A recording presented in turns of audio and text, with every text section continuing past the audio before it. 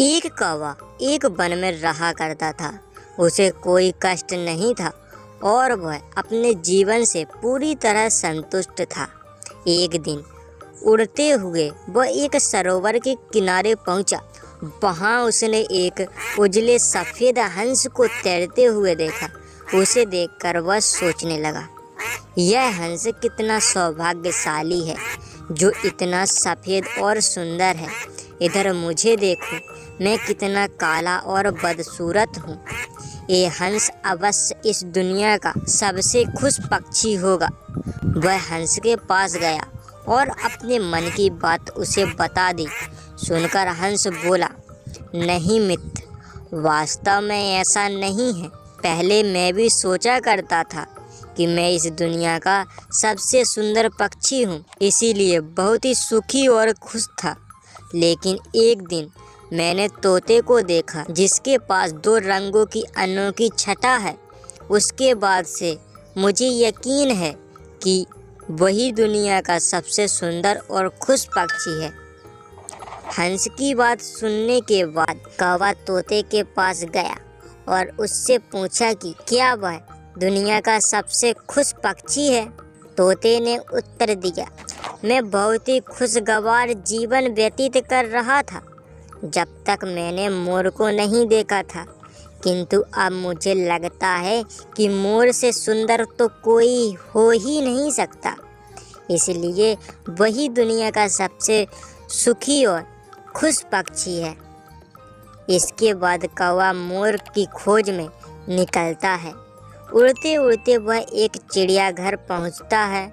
वहां उसने देखा कि मोर एक पिंजरे में बंद है और उसे देखने के लिए बहुत सारे दूर दूर से लोग जमा हो रहे थे। सभी मोर की बहुत सराहना कर रहे थे।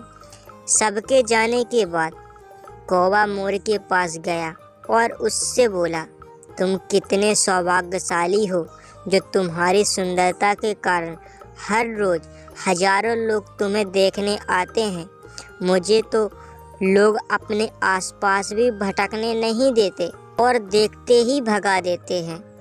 तुम इस दुनिया के सबसे खुश पक्षी हो ना। कौवे की बात सुनकर मोर उदास हो गया।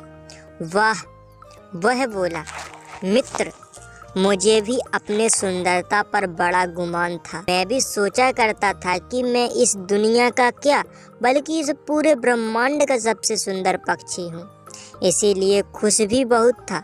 लेकिन मेरी यही सुंदरता मेरी शत्रु बन गई है और मैं इस चिड़ियाघर में बंद हूँ।